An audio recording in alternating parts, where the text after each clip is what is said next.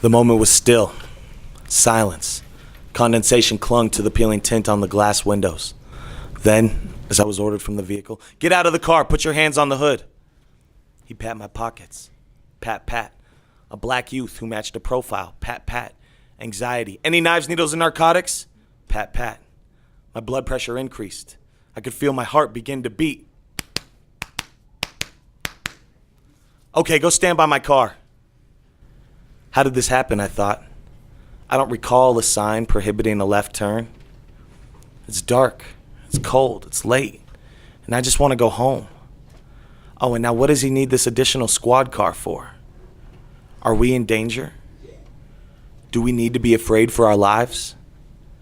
These are questions I did not know I needed to ask myself. My friend's in handcuffs.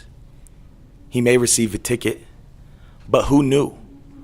Who knew he'd be a witness to the reality of police brutality or excessive force to soften the words so the city can hear you? Who knew he'd be forced into a false statement of events to pretend they told him that nigger's not your friend? He'd do the same to you, but would they do the same to him?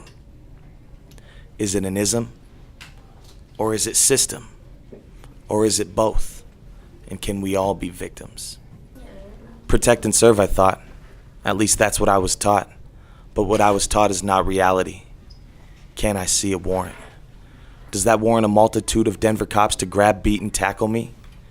My life's been thrown off track, but wait. I'm a student. The son to a strong mother and father. The brother to a beautiful sister. And a young man of color, and yet I'm face down in the gutter, and I ask you, why? Why am I dying from being beaten so badly? Why do the police laugh and call me nigger? Victimized. Just another Jim Crow hate crime. And as the shock clutches to my body, I think to myself, will I survive? Will I live to see 21? The answer is yes. Is there any other option? Yes. I am not a statistic. Yes. I will not be another dead 19-year-old black male. Yes. I will be a voice for all victims and survivors of such violence. Yes. I will fear none and give way to no oppression. And no, you cannot have a statement until my attorney is present. And yes, I am demanding photos be taken prior to any treatment.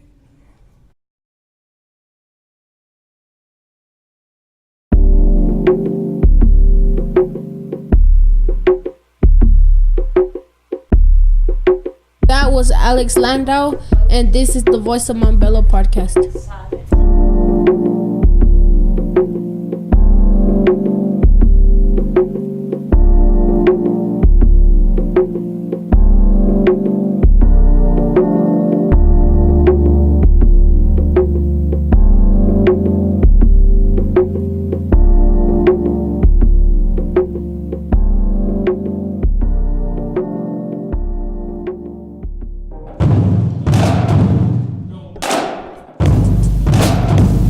The Voice of Montbello podcast.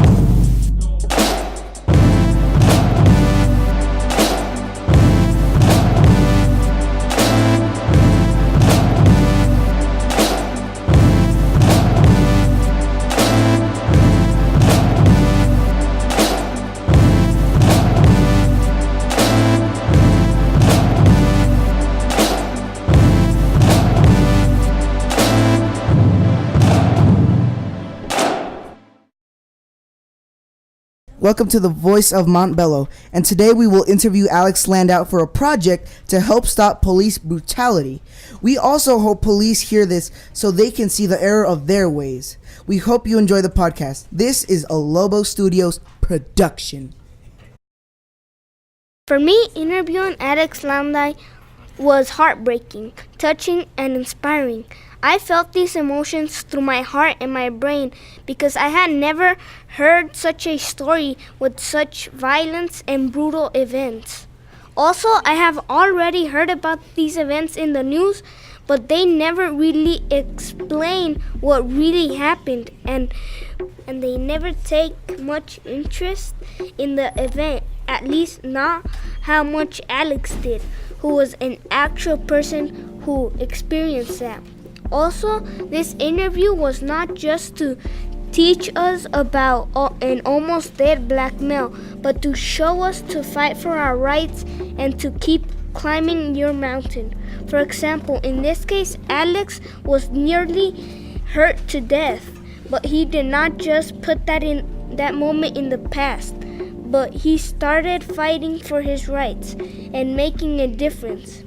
This interview taught me to speak up and to use my voice so the whole world could be an actual and free country for all.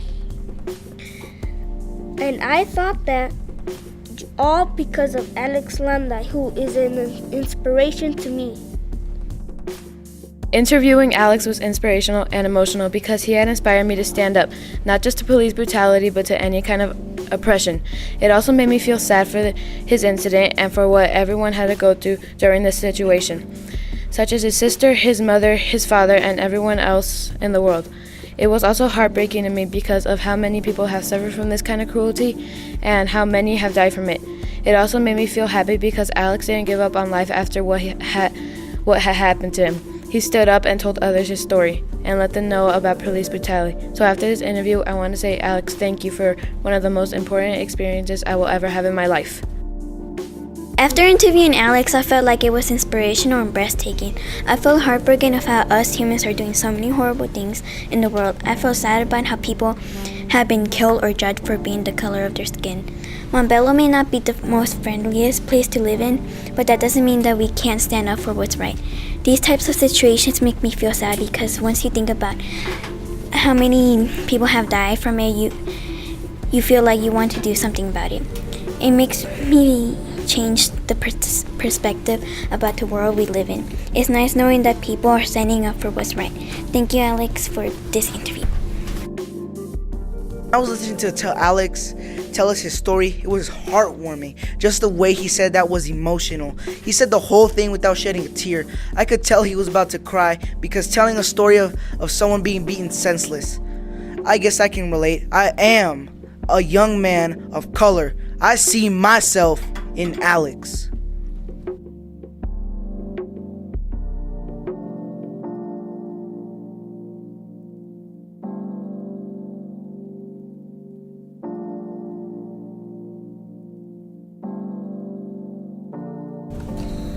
Alex, first of all, we would like to know what your life was like growing up. We learned that you were adopted by white parents. What was that like? Thank you for the question. So, I was adopted when I was 2 days old in Colorado Springs, and I spent a good majority of my childhood growing up in predominantly white neighborhoods, going to rural suburban schools, predominantly white student bodies.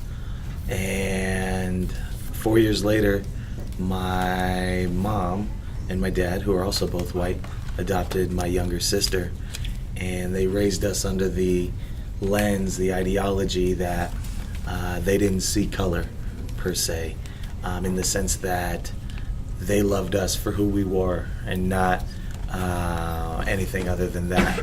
There was no shame of having black children, but there were little nuances that would suggest division in our communities. Say we would go to the grocery store. We had one store in our small mountain town for a long time, and to get hair products that would treat my sister's hair or my hair, or moisturizing products that would be really good for our skin, we would be looking through the Safeway in the cosmetic department, and we would find a small little section that read ethnic, that was dusty and in very low supply at the very bottom in the corner, as if the Aussie spray and Murray's wax and Suave cocoa butter that were provided were meant to cater to every other ethnicity aside from the white dominant narrative in our town. So my mom would have to take my sister to different parts of the city where she could get educated on how to take care of black hair, on how to take care of black skin. And my dad would go out of his way to ensure we had diversity in our play dates. So he would take us across town to Washington Park, City Park, other areas where there was a much more diverse population of young people. So this, and I wouldn't have it any other way. I love my parents, and they've always been in my corner, but they didn't really have conversations with my sister and I about racial profiling or how other folks would view us with stereotypes or the veil of white privilege that they offered us when we would go shopping in like a department store or a music store, really anywhere. And this left us uneducated about potential negative impacts or interactions with law enforcement. So growing up, there was really like a bubble, in a sense, that was offered to my sister and I. We would discuss race, and my parents would try to diversify our home, having black magazines or black figurines in the home and posters of people who would look like us and represent what they thought were positive black icons. But there was a lot of identity searching that took place. Fast forward into high school, I'm going back to some of the same stores that at one point I wouldn't have any problems going to with my parents, but the moment I came back by myself or with my friends, I'd be asked to leave my backpack at the door, or to take my hat off, or put my hood down, or they wanted to pat my baggy coat, or search me upon exiting, or even follow us around the store and ask us numerous times if we needed help finding things.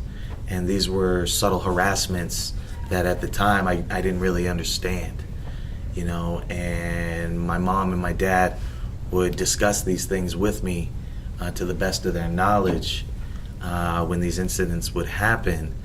But the moment I didn't want to talk about it anymore, we would stop the conversation. High school, there was a lot of miseducation around building relationships with friends, peers, and even staff, faculty, and other people. There were points where I thought that it was okay to be on the butt end of a racist joke, like contributing to stereotypical humor and things like that as an effort to assimilate to the dominant white narrative that I saw day in and day out. So there was a lot of confusion at first. There was a lot of searching for who I wanted to be, who people expected me to be. And being of mixed origin, there were even times where it was like, well, he's not white, but he's not black, or he doesn't carry himself like people in my class thought black people should carry themselves. So then there was a lot of internalization on my part around, well, are black people supposed to all like basketball? Are they all supposed to like hip hop? Are they supposed to talk a specific way? And this created my own personal barriers that I later had to overcome. I remember on my high school graduation having this realization that I was one of the only black students, black faces I had seen my entire middle, elementary, and high school career thus far. So it was different, and it was bubbling in a sense, and it also offered me, I think, the opportunity to have to put myself in situations where I had to learn to navigate the dominant narrative. So that it had its benefits, but it also had its drawbacks initially because of the lack of education that my parents had around racial disparities in black communities. As a black male, I want to know all about what happened during that traffic stop. When I see the cops, I don't see them as the good guys. I don't feel like I'm safe around them. How do you handle not hearing back? Yeah, so again, taking it back to my upbringing, I was under the impression that violence at the hands of law enforcement was almost a thing of the past, that police surely didn't treat people this way anymore. We talk about the civil rights movement. My mom coming from America's Georgia and her narratives around growing up in segregated communities where blacks couldn't go to black or white drinking fountains, and the blacks couldn't go into white-only establishments, lynch mobs that would come around her neighborhood, and those types of things. But late one evening, my first year of college, about a year prior, I had just purchased an '84 Lincoln Town Car, and I didn't have the conversation or the understanding that this was a profilable vehicle, that if a black man is driving this car, it's going to mean something, true or false. In many cases, it's just a stereotype. In many cases, it's false. But to police, so police were looking at me with a particular thinking about what I'm doing, what kind of person I am, and my capabilities.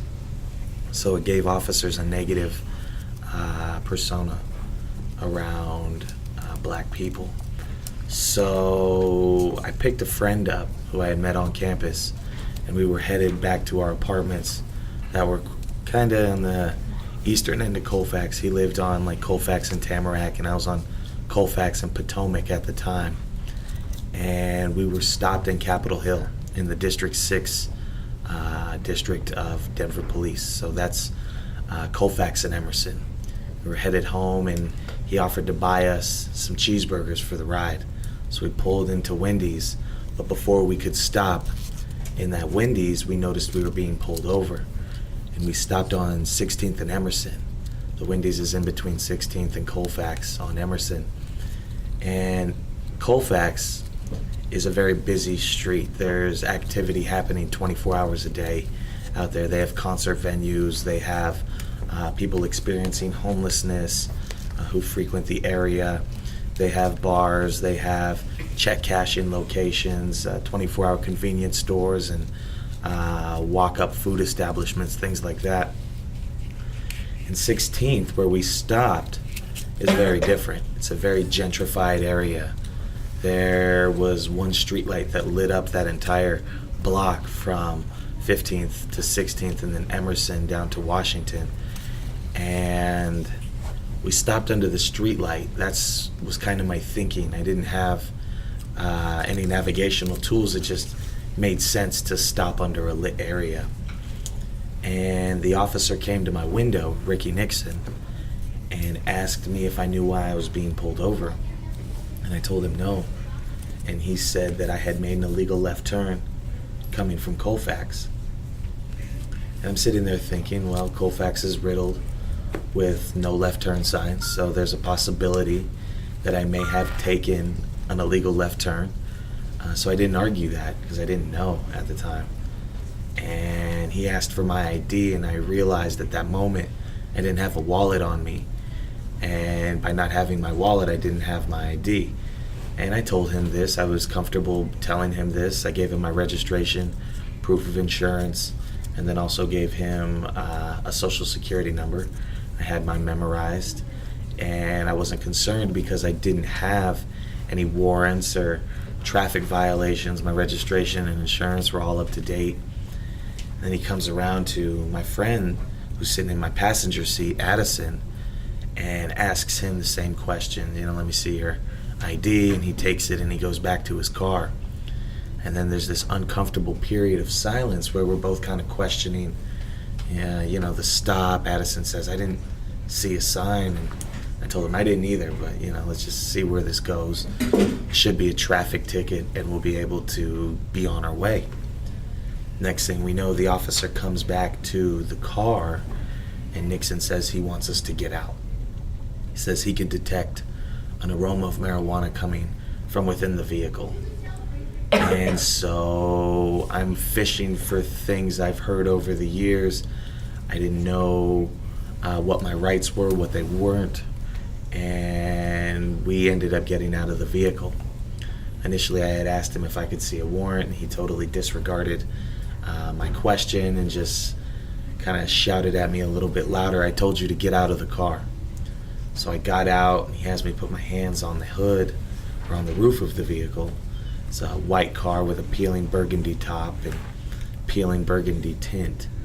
So as he's patting me down, he's asking me if I have any sharp objects, knives, needles, narcotics, weapons that could potentially hurt him. And I tell him no, I don't.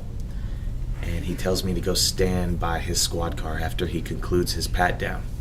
Doesn't find anything. And then comes around to Addison, pulls him out. And Addison had a pill container full of weed in his coat pocket, marijuana. And he immediately gave it up to Officer Nixon. We're trying to be as compliant as possible. And as Addison was placed in handcuffs and told to sit down at the front of the squad car where I was standing, another squad car arrived, and then Officer Randy Murr and Officer Tiffany Middleton joined Officer Nixon at my car.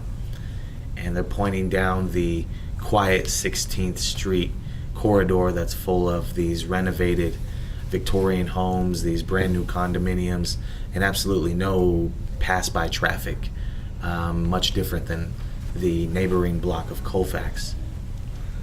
And it's cold, it's mid-January, it's about 12:45 in the morning, and I never had a response to my question about the warrant. So as the officers are tearing apart my car, I calmly put my hands to the side, thinking that we're humans here. I'm not in handcuffs, and I should be able to have a conversation with the officers on the scene. There's 3 of them, plus I've already been searched, and they know I don't have any weapons. And as I put my hands out and took a couple steps forward, and I just asked again, can I please see a warrant before you continue to search my car, the officer who grabbed my left arm, Randy Murr, just grabbed me and started to yell. Tiffany Middleton joined suit and grabbed my right arm. And he's manufacturing this situation that never existed. As he's twisting my arm and my hands into these painful positions, he's yelling, "You don't approach us, stop advancing, stop resisting." And he's just yelling to create this scene should anybody hear it and decide to look out their window or look at what's happening. Now he's got this scene underway, but there was really no need to take it there. We could have just had a conversation. And Ricky Nixon, as he is turning around towards me, he looks me dead in the eyes and says, "You don't have a license," as if this was his justification to then begin to hit me in the face. And he just started to punch me with a closed fist over and over and over again. And Tiffany Middleton's on my right arm, and this is all happening between my bumper and the hood of his squad car. Addison's handcuffed, and this is happening like right in front of him. And we're pulled along the curb, so as Ricky Nixon's hitting me, he's hitting me with enough force to cause Tiffany Middleton to trip backwards over the curb. And as she falls, she's holding onto my right arm, she made an effort to brace herself, to regain her balance. And when she did that, she actually continued to fall and pulled me down on top of her and sandwiched me between her and these other 2 officers who are now both hitting me from behind. And as I'm laying there, my right arm's on my chest and my left arm's behind my back, I look up. I have mobility in my neck. And I look up, and she's taken off her radio, her police radio, and she starts using it as a club to strike me multiple times in the lower part of my right eye. And I knew that it was bad after the first couple times she hit me. I knew she had opened up my cheek. I could feel the blood flowing down my face, and my eyes started to swell up almost instantly. And so I ducked my head, because other than neck movement, I was totally immobilized, to try to shield my eye from being directly hit with this radio. And then I hear a male's voice yell out, "He's reaching for her gun. He's reaching for a gun." We later found out this was Randy Murr. And as they're hitting me, all I can do is gasp for air and yell back, "No, I'm not. I'm not reaching for anything." And he had broadcasted this over the radio. And mind you, we're on 16th and Emerson, and the police station for District 6 is on 16th and Washington, not even a full block away. I could have hit the parking lot with a rock if I wanted to. And he grabs me up in this chokehold style position. Meanwhile, officers are spilling over from the police station on foot because we're not even a block away, and the officers who jumped in squad cars used them to block off the intersection on 16th and Washington and 16th and Emerson so nobody could drive through, so they wouldn't see what was about to happen. As he grabs me in this chokehold and he pulls me backwards, he takes out Tiffany Middleton's flashlight from her utility belt. And we're talking one of those big police issue flashlights with the weights on the end that are meant for breaking things open. And he just starts to smash the top of my head with this flashlight.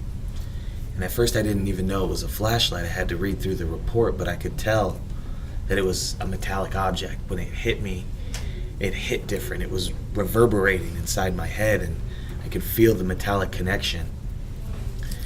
And as he's hitting me and other officers are responding to the scene, too many for me to even count at the time.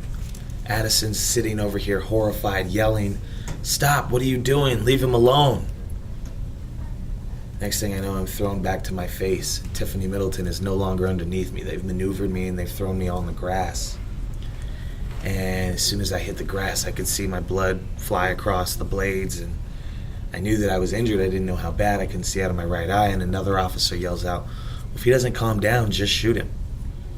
So Nixon, the initial officer who stopped me, took out his service revolver, and he put it to the side of my head, and I could feel the barrel of the gun pressed up against my temple, the pressure behind how much force he was putting into it. His hand on the handle, his finger on the trigger. I could see him clutching, and I just thought I was going to be shot. So I closed my eyes and just waited for the moment. And at that point, I lost consciousness. All I could do while this was all happening is yell back to these officers, "No, I'm not. I'm not reaching for anything. I don't know what you're talking about. I'm not reaching for anything." And everything went still. And when it went still, it was like flashbacks were occurring of just memories that I had. And I woke back up to officers literally rolling me out of the gutter and pulling me backwards across the grass, laughing about what they had just done. It was business as usual for some of these officers. One officer said I didn't know how close I was to getting my effing head blown off. And another officer said, "Where's that warrant now, you effing nigger?" And as they're dragging me through the grass and they leave me to bleed on this officer's jacket, I'm fading in and out of consciousness. And they're tearing apart my car at this point. They broke my glove box. They cut up my backpack. They took all my notebooks and ripped the pages out. They pretty much dismantled my seats and tore apart my trunk. As I'm laying there fading in and out of consciousness, finally the paramedic showed up. And the paramedic I thought was an officer at first, and I told them, "Please don't hit me anymore. I honestly don't think I can take it." And she said, "Relax, I'm with Denver Health." And I asked her, "Well, why'd they beat me up so bad? I didn't do anything wrong." And she had nothing to say, just silence. As a first responder, she's used to seeing these kinds of things. And the next thought that went through my mind was, I don't have insurance. I can't pay for this ambulance ride, and I need you to leave. And that's what I told them. And as they were getting ready to pack up, I had this thought that I needed more time. I couldn't rationalize this situation. It all happened so fast. Then they're calling me names. They're laughing about what they did. I decided to go to the hospital. And had I not done that, I would be dead and I wouldn't be here today. And I know that because as they handcuffed me to the stretcher at my wrists and at my ankles, they load me up into the back of the ambulance. Addison's been taken to the police station. And they send an accompanying officer with us, and the paramedics are prepping gauze, IVs, all of these things to clean up my face. I told them, no, don't clean me up, don't touch me, don't do anything until someone gets pictures of this. And then I went into shock, and I started to seize very violently. My body got cold, all the hair stood up around my body, and I was shaking real bad. And she said, "If we don't do something, you won't make it to the hospital." And so she put an oxygen mask on me and coached me through some breathing techniques. And that was enough to stabilize my vitals. And that was really the nature of that particular stop. And then it later transpired at the hospital, and then again in the detention center, other things happened, and then my criminal case, which was dismissed, but that's what happened during the traffic stop. So just to also touch up on that last bit of that question about why I didn't hit officers back,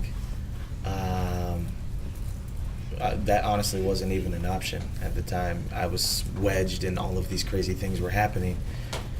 And two, it would have been a much more severe charge that would have really gave them an opportunity to kill me. And three, initially I wasn't thinking along the lines of having to defend myself against police. That was something that hadn't crossed my mind. I didn't come off as a violent person, and I wasn't willing to engage in reciprocal violence towards these officers.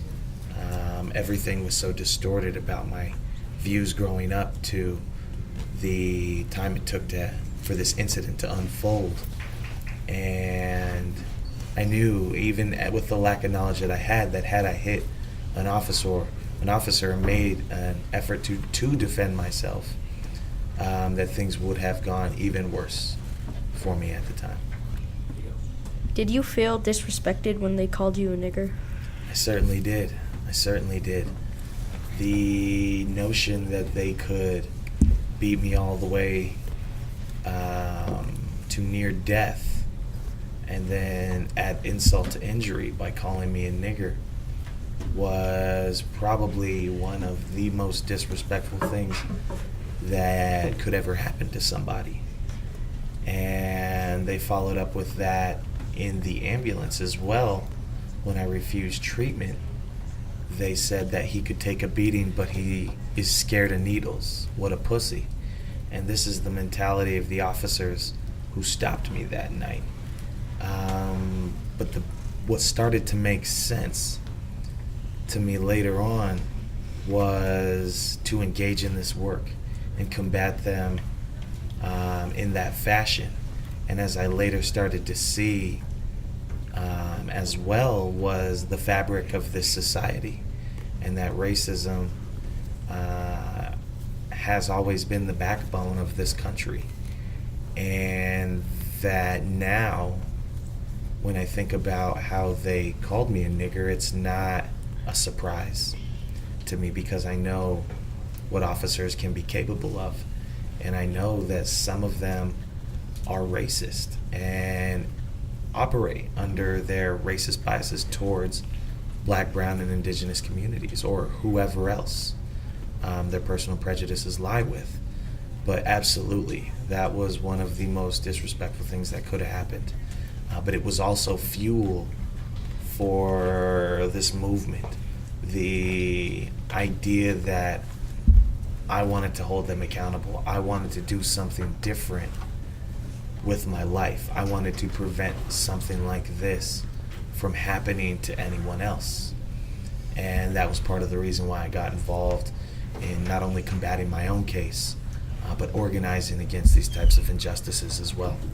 But yes, absolutely. Why do you think they hit you and not Addison, and how does that make you feel? I think they hit me instead of Addison for a few reasons. One being a 19-year-old Black male, and in conjunction with the officers and their personal biases when they stopped me and engaged in that situation. But also being a Black male who's now challenging their authority. That had to go nowhere else other than, we said we smelled the aroma of marijuana coming from within your car. We actually don't need a warrant to search your vehicle. We're going to put you in handcuffs. You're not being arrested. You're currently being detained until we finish our investigation. And then they had to just sit me down on the curb. That's all that would have had to happen. That's all that should have happened. But they decided to act on personal biases, and they decided to exercise force that they knew they could justify if they said that I criminally intended to disarm one of the officers, which later proved to be false. The officer who they said I allegedly tried to disarm came forward and said that I never touched her gun or made any movements towards her gun. And the officer's stories were so conflicting they couldn't even be represented by the same defense attorneys in my criminal case. So they really decided to abuse me because of their own either conscious or unconscious assumptions and biases of black people and where they're supposed to be in society. And they knew that they had a district attorney who would not indict them for these criminal activities. And they told Addison when he was at the police station, we want you to write this testimony exactly how we tell you to write it, or we will do the same thing to you and charge you with the same thing we charged your friend with. So they threatened him with violence if he didn't cooperate. But then again, at the end of the day, Addison is white. Addison has a different privilege than I do. And Addison, I think, in their eyes, was more of an asset at the time. I was the one that they were focused on trying to injure, and they knew if they could get my friend to be a witness for them, it would be a very easy prosecution for the prosecution. And I think, as far as the feeling, it's disturbing because they felt they needed to engage in this hyper violence in this situation. They approached it very hypersensitive, meaning they're under the idea that I could be dangerous. They're under the idea that I'm ignorant. They're under the idea that I will be an easy conviction, that there certainly won't be any sort of discipline or civil settlement that comes out of this individual because they already had my capabilities forecasted in their minds about what I was capable of and what I wasn't capable of. And those weren't the same for the way they viewed Addison. And it's heartbreaking to know that, my experience is actually mirrored around our country in Black, brown, and indigenous communities quite often. And that a lot of the time, people die in these types of experiences. And families are left traumatized, survivors are left traumatized, and law enforcement in most cases get paid vacations. And it really makes you think about the way this system is set up. People say that the system is flawed or it's broken, but it's actually not. It's doing exactly what it's been designed to do. And that's why it takes people like us, people like myself, people who have the educational background and social concepts to address these types of issues, because there is no way we can expect people who have been indoctrinated to think a particular way, to have particular amounts of power, to do anything different than they're used to or that they know they can get away with. So it's very heartbreaking. It's depressing. After this happened to me, I went through a whole bunch of emotions, wondering why, wondering if it was my fault, being grateful that I was alive, so on and so forth. So it, again, I think brings me back to the need to continue to do this work. So folks can't just paint us up when police kill us as dangerous people, suspicious people, people with criminal backgrounds, trying to justify the way that law enforcement has continuously treated people of color in this country forever. And we have to be the ones to break those narratives or to bring truth to situations. So, I mean, it's taxing, it's heavy, but it needs to continue, and we need to move forward addressing these issues. Thank you. Yeah.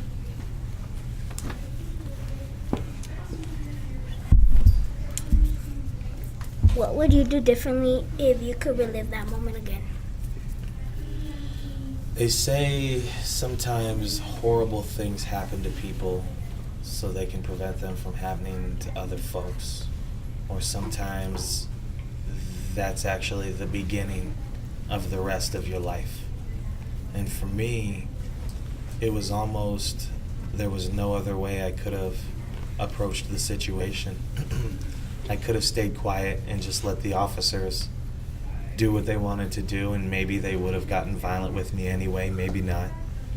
And even now, I always tell folks that you have rights and we should feel free to use them. And even in instances that have occurred after this, I still always exercise my rights. I still question police interactions. I cop watch. I navigate folks who have been brutalized through the internal affairs process. I connect them with attorneys. I offer whatever I can to help strengthen and empower them to find the power in their own narrative. Because the moment we stop doing that, and the moment we become subservient and we allow people to just walk all over us, the moment we relinquish our own power and our own self-worth. And everyone in this room is better than that. And for me, it had always been somebody who spoke up for what they believed in or was not afraid to ask questions. So going back, I would have to do it the exact same way. I wouldn't feel comfortable with myself knowing that I had questions of these officers and I let their intimidation keep me silent, because this is a big war and there are individual battles along the way, and it could be something as subtle as not speaking your mind. The people who said the comment or who did the action won't be impacted. We're the ones who have to internalize that. We're the ones who have to carry the burden of, oh, well, I had something to say and I just didn't say it for whatever reason. And that's a very uncomfortable thing to live with. So going back to that instance, I would have asked officers for a warrant and I would have done it the exact same way. And just that was the way it was supposed to be for me. Thank you. Of course.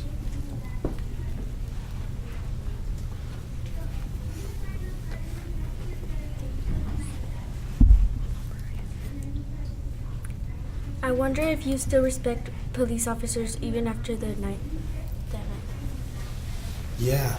So I have respect for not police in general, more so individual capacities. Officers should be obligated to prove themselves to their communities that they're not here to hurt or kill us or enact forms of misconduct, abuse the law, abuse their discretion.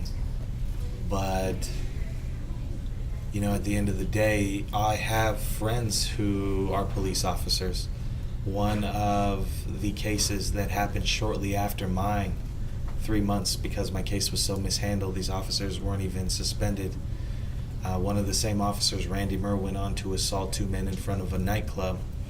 And one of the men they assaulted is the son of a Pueblo sheriff. And we started organizing together around the abuse his son faced. I've met officers who acknowledge the abusive practices of some of their colleagues or other folks in uniform, and that's a respectable trait. It would be more respectable if we saw officers arresting other officers when they do things like this. We need officers to talk about what's happening in their departments. We need officers to talk about what their colleagues are doing. But that's a very dangerous thing to do as a police officer. But we really have to have a balance. I mean, I can't sit here and take out all my anger on every single officer simply because they're wearing a uniform and a badge. I can be skeptical, and I can put them in a position to have to prove themselves to me before I openly trust them or would even consider working with them. But there has to be a limit. They have to be here for the reasons that they say they're here for, to benefit our community. But the history of policing was actually founded on slavery, or slave recovery, I should say. And the idea that some people belonged in some areas, and when we saw people in areas they shouldn't be in, blacks in the white part of town, it was up to us to enforce those laws. Or when we had Mississippi codes or Jim Crow laws, racist laws, it was up to police to enforce those racist laws. So we have to always have an understanding of the historical components of the development of police in this country before we can even begin to repair generations of damages and disconnect that they have been directly responsible for. But no, I can't sit here and say I hate all police. And given the current temperature and given where we're at, we're not in a position to just completely abolish law enforcement. We need police to go around and solve murders. We need police to go around and solve rape cases. We need police to do things that personally we don't have the capacity or skill set to currently do. I'm also not saying I cannot imagine a world that does not have police. I just don't think we're able to make that shift effectively at this point. How were you able to move on with your life? I think a big part of me was geared towards trying to develop my own kind of therapy for this, and for me it was talking about what happened, acknowledging the trauma that I have suffered, that my family had to suffer, that other people in my community had to suffer and are still suffering from. It's hard because there is always going to be, it's not something you totally heal from. It's like when the skin gets cut real deep and then it scars over. There's always going to be that scar tissue, that affected area, and you just try to get back to things as they were. The first week of my spring semester started a few days after I got out of jail, and I went right back to my life. I attended my first day of spring semester with 45 stitches in my face, most of my face black and purple, capillaries broken in both eyes, and I knew that my life was not going to slow down because I experienced this horrific incident. I still had work I had to go to. I had bills I had to pay. I had things I had to take care of. So for me, part of moving forward was to really digest what happened, to really get involved. Organizing was one of the only outlets for me that made sense. It was a way to channel this emotion, this anger, in a healthier way instead of being self-destructive with it or isolating myself and not benefiting my community who has suffered and is still suffering these same types of violence. So really participation has been one of the ways that's really helped me move forward. And on that same note, finding time for self-care. Like at times I will have to disconnect for a day or so and go do something totally unrelated to the work that I'm doing. Because the more you start to engage in this work, the more taxing you see it starts to become. You're dealing with people who have been shot, people who have lost family members, people who are just getting out of prison, people who have been crippled by law enforcement, and everything in between. So it's hard to see that day in and day out and advocate for reform in those areas day in and day out without taking care of yourself. So sometimes you have to disconnect to keep going, but then plugging back in, because at the end of the day, this was the therapeutic lens that helped keep me going. Just don't want to burn out at that same time. How has your perspective of the world changed since that night? Oh, definitely. And it's changed for my family too. I'm now having a much clearer understanding of racism, race relations, the horizontal hostilities we talked about earlier, where when I say that, I mean the comparison of different oppressions and injustices and things like that. I understand the construct of this country and the ideas that it was founded off of that are still operating in full effect today. I understand that racism is alive and well, and it's saturated not just police departments, but institutions around the country, from schools to resources to, I mean, really, you name it, and you can find disparities. And we're in the middle of trying to dismantle those bit by bit as we speak. But yeah, there was a time when I was growing up, when I was younger, much younger, actually probably about your age, I wanted to be a police officer. And I don't want to be a police officer anymore. I'd rather advocate against the abuse of law enforcement and the overuse of our criminal justice system and the disparities that our communities face. It shifted my entire focus in school. I was a business major, and then after this incident, a couple years later, after I re-navigated from a community college to a university, I changed my major to communication with a minor in social justice, a mediation certificate, so I'd be more qualified with those type of accolades to address this work. I have had to have difficult conversations with my parents, about how the colorblind approach when we were being raised was not only inaccurate, but it was misinforming. There was no preparation for navigating interactions with law enforcement. We've had conversations much more in depth around race in the home. A good majority of my mom's family decided to abandon her shortly after the adoption of my sister and I because of their racist tendencies. And they didn't like the fact that my mom adopted 2 black children. I've had to have conversations with my dad around his father, my grandfather, and his great-grandfather, my great-great-grandfather, who were both Denver police officers. I have about 60 years of Denver policing on my dad's side of the family.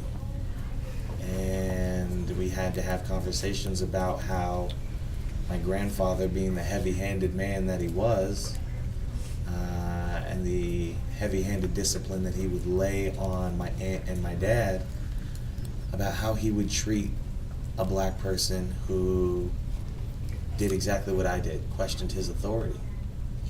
Were there times that my grandfather was involved in violence? Coming to those types of realizations, and then having the understanding that, this system still functions on racism and racial disparities.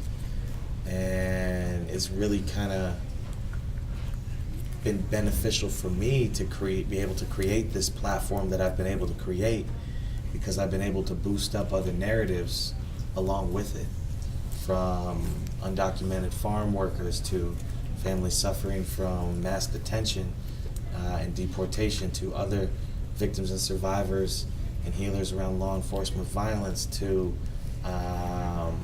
really being able to pay attention to policies that disenfranchise our communities, reallocating resources, working to close prisons, things like that. So it's really broadened my cognitive horizon around the way I view human relationships and interaction. We were wondering, what is Black Lives Matter doing to help the community in Denver?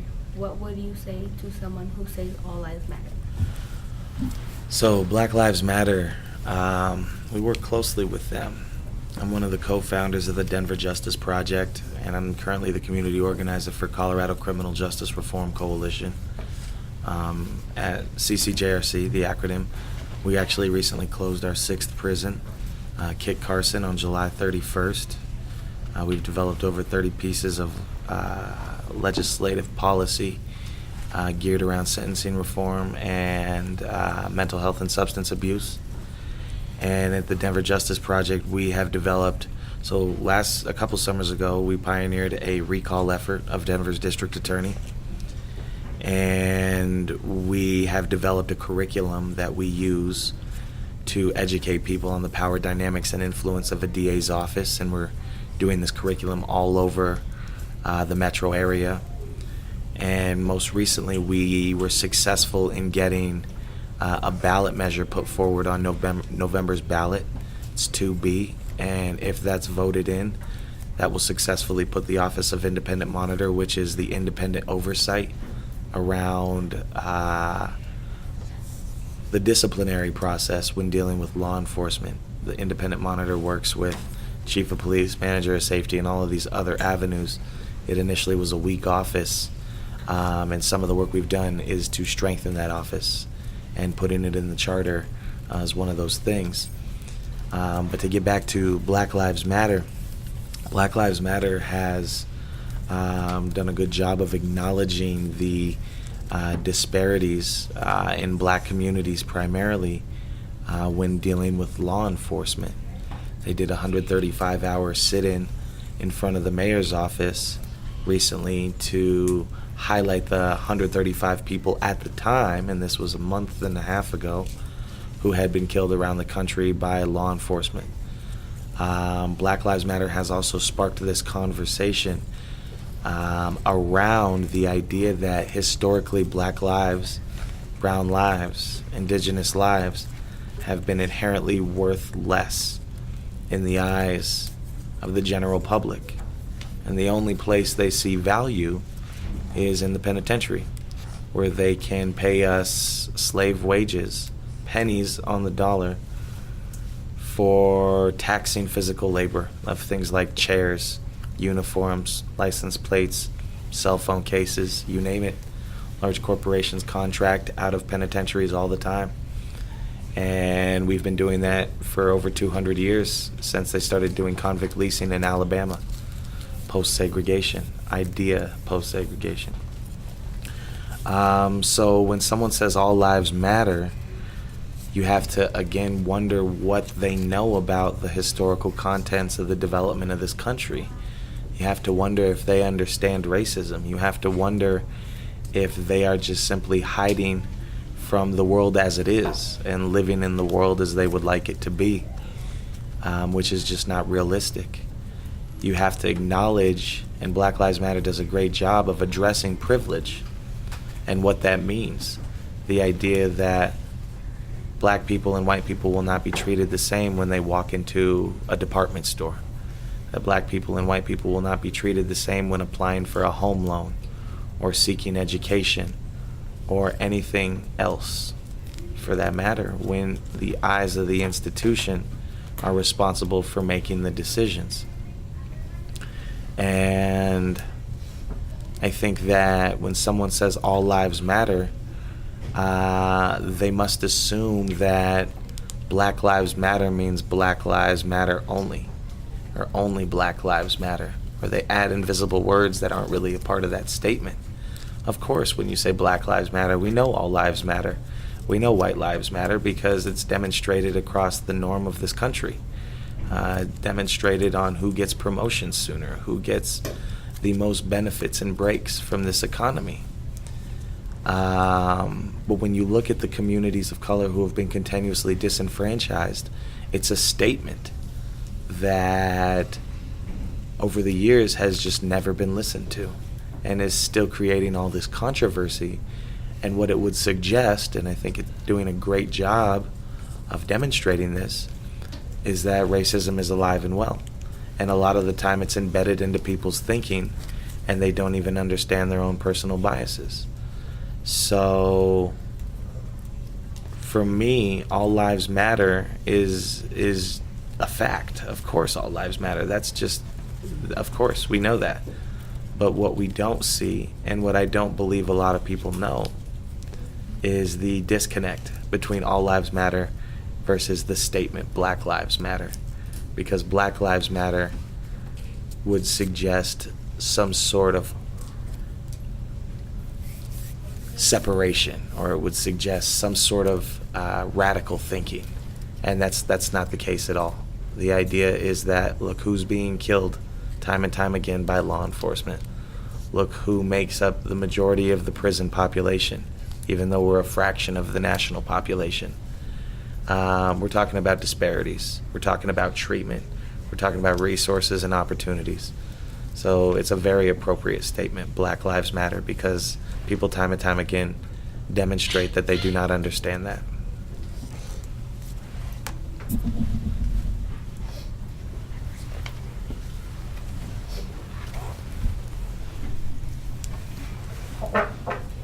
What can we as children of color in the world learn from your experience? I think there's a lot of things you can learn. One, that for one, police can lie. Not all police will, but they do, and they can get away with it, and they do it all the time. Two, that cops have impunity to the criminal justice system and will rarely, if ever, be charged for violent actions against community. Three, that there are appropriate ways to navigate interactions with law enforcement. Even if something bad happens, understanding that documentation is critical. If you're ever hurt by a uniformed personnel, to document everything as soon as you can so it's fresh in your mind. Three, that know your rights trainings are not mandatory in school. We should not have to reach out to external organizations for education around having to navigate interactions with law enforcement. And I say that because we do them, and we don't have a curriculum that's mandatory in any school in the metro area so far. But when we talk about navigating interactions, we have to understand that when an officer pulls you over, you always want to let the officer tell you why they pulled you over. Don't ever give them a reason. You know, if you're being pulled over and they ask you why, don't tell them, oh, it's because I ran that stop sign. I don't have my seatbelt on and my headlights burnt out. Allow them to tell you, because maybe you were profiled and now maybe you've given them a reason to ticket you or continue a conversation. And then step two would be to ask if you're free to leave. If the conversation's carrying on too long, if they're not citing you and letting you be on your way, ask them if you can leave. And that will either be a yes or a no. And if it's no, then you want to ask why you're being detained. And if you're removed from the vehicle or you're walking on foot and an officer stops you, and this kind of gets back to the need to actually voice your constitutional rights. If an officer's digging through your bag without probable cause and your record is clean, you don't have any warrants, if you remain silent, that's consent. And an officer may not be legally searching your belongings, but as long as you don't say anything about it, that's going to be consent in a court of law. And you can always ask an officer to speak to an attorney or say that you would like to remain silent. It's not mandatory that you give officers anything other than your name, date of birth, and if you're driving, your street address. So I think part of this also would suggest that there's power in each and every one of us individually, that we have the ability to organize. We have the ability to be the experts of our own experiences. We have the ability to address injustice. We have the ability to research policies and create new policies, present new policies. We have the ability to shut things down if we want to. We have more power than they give us credit for, and that's very intentional. They don't want to see a bunch of people, especially young people, demonstrating in front of police headquarters because somebody was killed in their neighborhood by an officer who was recently promoted, or an officer who's on a paid administrative leave and will never be prosecuted. I think that we also should understand that the intersectional components of addressing injustice are very important. I did a 200-mile march from Fort Myers to Lakeland in Florida with the Coalition of Immokalee Workers several years ago. And we were marching with undocumented farm workers who were there because we wanted Publix grocery to pay a penny more per pound of tomatoes picked. And these people are treated like slaves. 75% of the produce we consume in this country comes from Immokalee, Florida, by people who pick it because they're forced to, and they're treated this way. And I really started to see intersection when I got there, and I started understanding that their movement was birthed out of a young person who was 16, just worked a 20-hour day in the Florida heat, and asked the farm supervisor if he could have a glass of water before he went back to work. And the farm supervisor, who felt the need to carry a rifle, beat this young man almost to death with the butt of his rifle. And that movement was incubated out of that experience. They took his bloody shirt and they used it as an emblem for their movement. And that's exactly what I did with my pictures. That's why I didn't want them to clean me up, was because it preserved that raw form of brutality for folks to see. And moving forward with intersectionality will really make you a more effective organizer and a more conscious person. Instead of comparing oppressions, we can relate to each other's oppressions and learn from each other's experiences and dismantle these larger institutions that actually commit both of these crimes against our communities.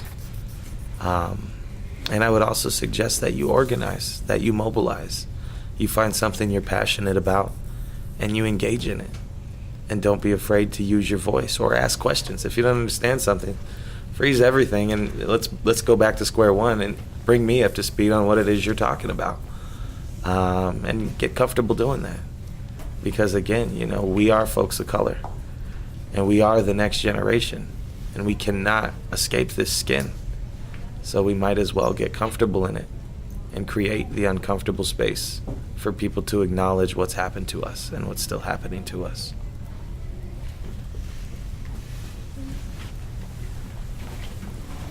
Alex, what do you think about immigration?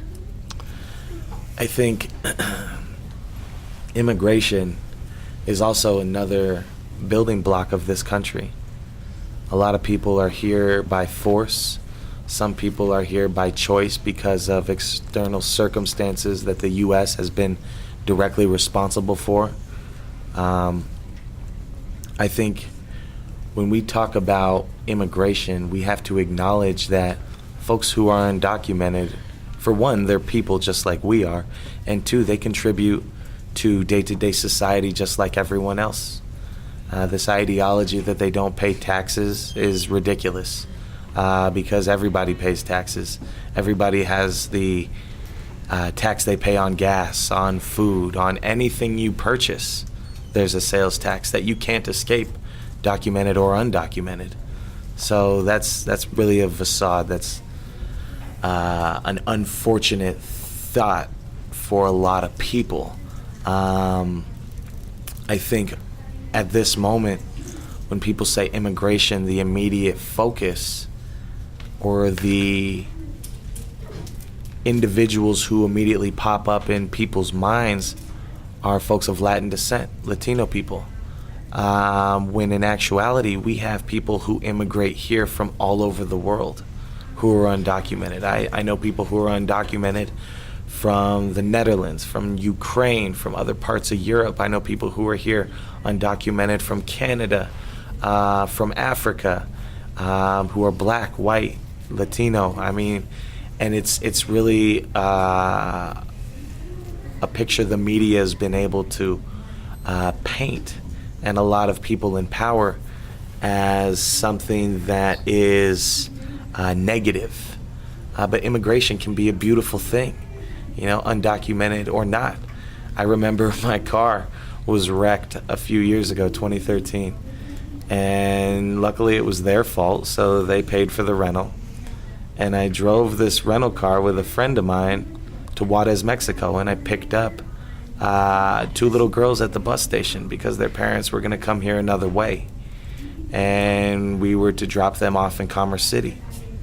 And we did that. And I had more problems at the border than anybody else did because they don't see black people coming to and from the border of Juarez, Mexico. But I was honored to do that. I was proud to do that, and I would do it again. And to me, the idea that folks should be deported, realistically, we don't have the fiscal budget to even make that happen.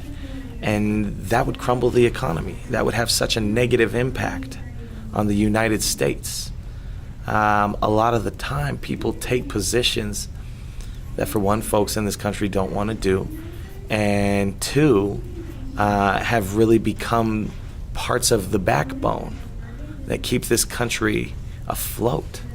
And that would have even more serious repercussions for countries around us, bordering countries, that in most cases, like I said, are unstable because of us, unstable because of large North American corporations and corrupted governments.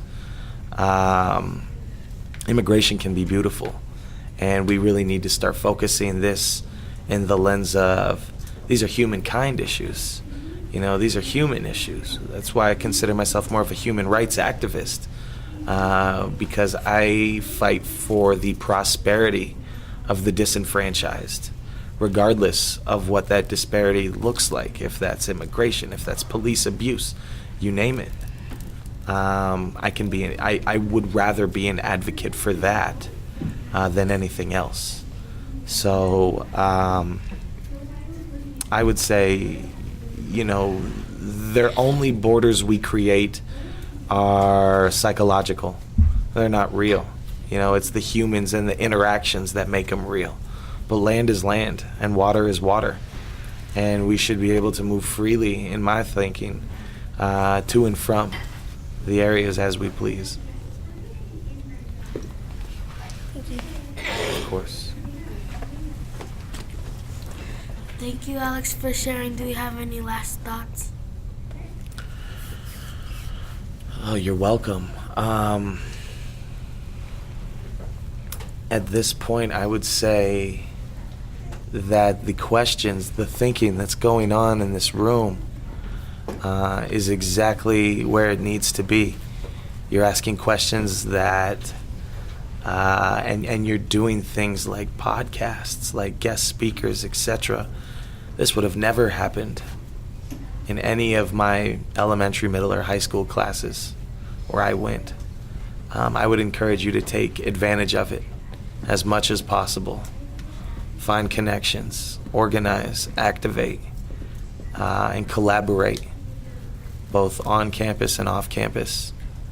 And you may find a career path in this for you. If nothing else, you'll be a more conscious human being, and you'll have a better understanding of people's oppressions and suffrage and a way to treat people. And if there's anything you ever need from me in the future, please don't hesitate to reach out. Thank you.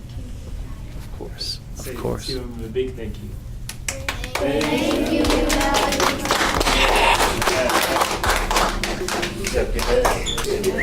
All right. Yes,